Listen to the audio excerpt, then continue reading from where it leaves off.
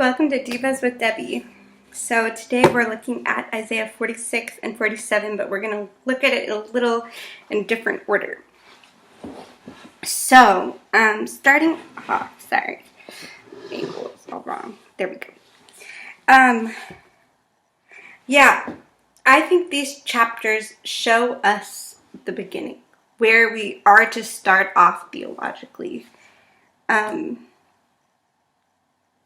And I think the beginning is to see how big God is and how small we are.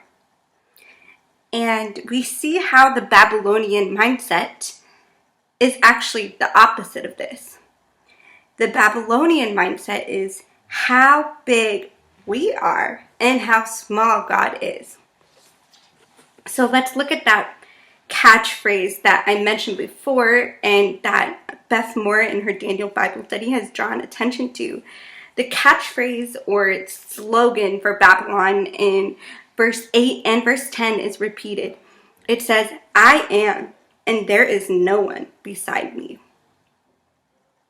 And it describes how Babylon is secure in this. They're a lover of pleasure and they sit securely in that. Later on it says, no one's going to catch me. I'm untouchable. And again, that emphasizes the opposite of how big God is and how small we are. That Babylonian mindset is, I am all that I need to know because I'm big, I'm in control, I'm in power, and God is small. He's nothing to be feared, nothing to be revered or respected. His word doesn't matter. And I'm reminded of this story, and I tried to look it up, but I couldn't find it. So I don't know where I heard this or how. It might have been a theologian or something. But someone would go outside every night and stare up at the stars. And they would stay there for as long as it took for them to remember how incredibly small they are in this world. And that sounds sort of depressing if you think about that. But at the same time, I think it's a brilliant way to refocus the heart on noticing where you are in the grand scheme of life, in the universe, in God's presence. We are just so small. And I think it's the daily reminder that we do need, because humanity can somehow always come back to pride. We just keep heading in that direction of pride and prideful position and posture. And yet again, we just see it written all over Isaiah 47 with Babylonian's mindset. Pretty much Babylon thinks it can get away with anything. And a lot of what they're doing is evil. It's putting the yoke on the heavenly, putting the yoke on the elderly, your yoke exceedingly heavy. Saying I'm going to be in charge of you forever. And just overindulging in sin, loving pleasure. And there's just this seeking of wisdom from sorcery and enchantments and not from God. And in chapter 46 of Isaiah, we also see named two of the idols of Babylon, Bel and Nebo, I don't know. But those are two of their idols. This is what they're listening to, what they're worshiping. That is the mindset of Babylon. But God gives us clarity on what the end result is for Babylon. It says, the end of verse 15, there is no one to save you.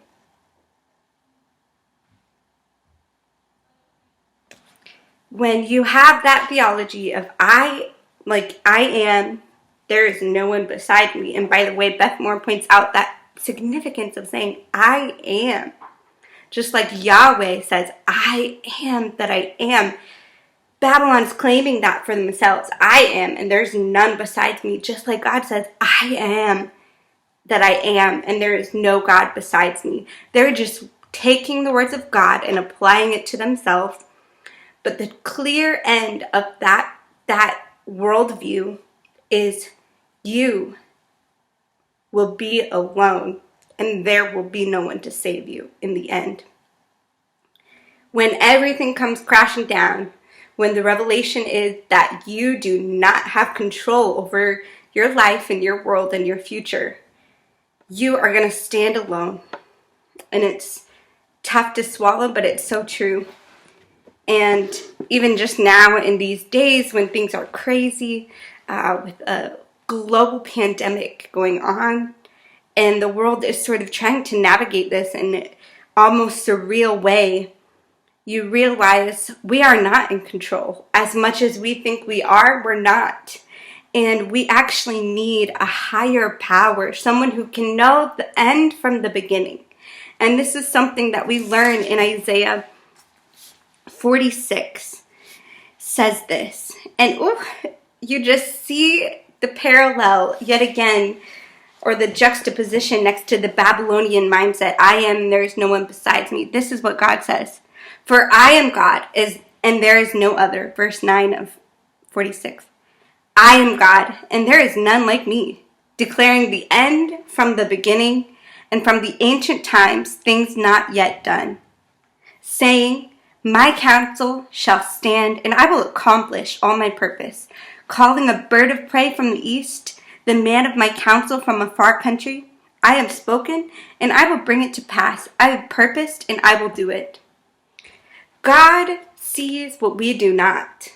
And I had this moment of revelation. It says, God knows the beginning and the end. He knows the end from the beginning. We don't even know the beginning of our own lives as babies. We just have no consciousness to retain that season of our life. We may have little bits of memories, little pieces that stuck, but we have to be told the beginning. And we may know the end, we may not. With memory issues or something, we may not even know the end or the beginning or the things in the middle. As humans, we're incredibly limited. Only God knows the beginning and the end, because it's even beyond us. I believe our story begins long before we are born, and it continues long after we die. Not that our legacy is important in any grand sense of the word, but that God had been working in generations and generations before you, leading up to your birth, carrying you throughout your life, and continuing beyond you. And with that revelation, we need a God like Yahweh, a God who has this profound vision to see the beginning and the end. He has matched it with a profound faithfulness. What he said, he will do. What he has purposed, he has a creation in mind, a redemption plan in mind. He has a plan. He's not just arbitrarily reacting to humanity. He has set in motion a story of redemption, and he is actively playing it out in the lives of humans. And furthermore, he is exclusively on the throne. It may seem that there is no control. It may seem like there is just chaos right now, but God is on his throne. And he wants us to acknowledge his authority over our lives. And I'm incredibly drawn to this image that is shared with us. First off, Isaiah 46 talks about these idols of Babylon. And it's speaking to the Babylonian people, saying, their idols are on beasts and livestock. These things you carry are borne as burdens on weary beasts. They stoop, they bow down together. They cannot save the burden, but themselves go into captivity. The Babylonians are carrying their idols. They are carrying their gods, and it's a burden. Whereas the nation of Israel is carried by their God. Yet again, this beautiful juxtaposition. Verse 3 and 4, it says, "Listen to me, O house of Jacob, all the remnant of the house of Israel, who have been born by me from before your birth, carried from the womb, even to your old age, I am he, and to gray hairs I will carry you. I have made, and I will bear, I will carry, and will save."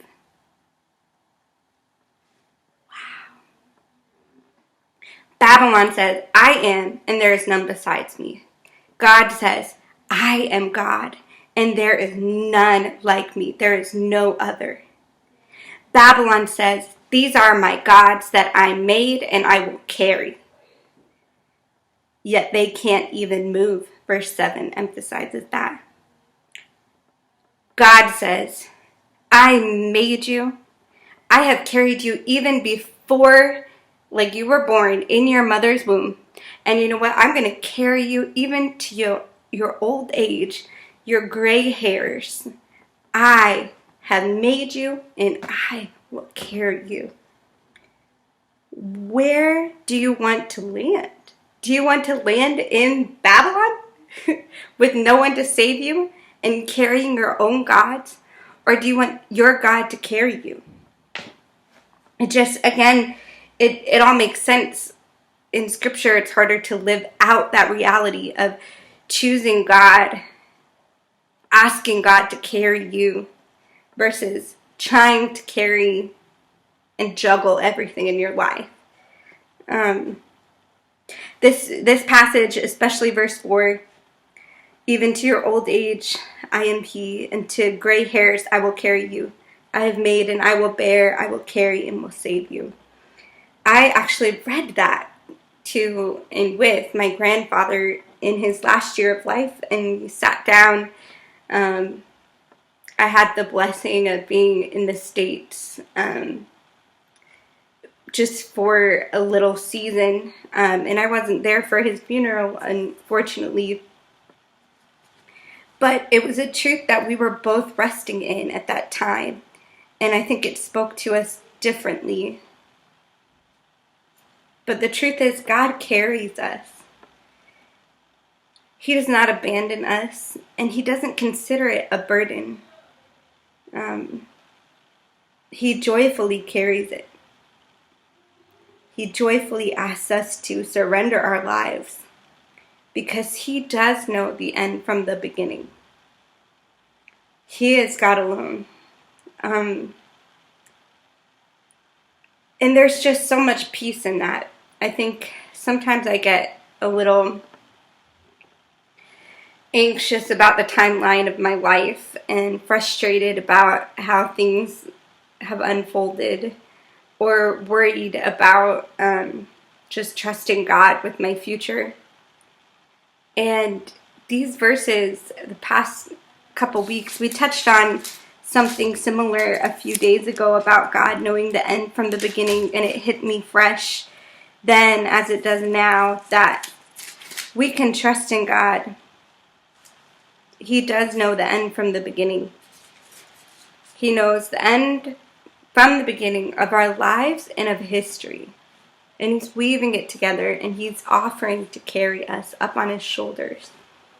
And I've just been resting in that truth lately, especially as I think about my future and how I want to rush things or have things work in my own timeline. But God is really faithful, and I believe it, and I feel great peace trusting in him right now.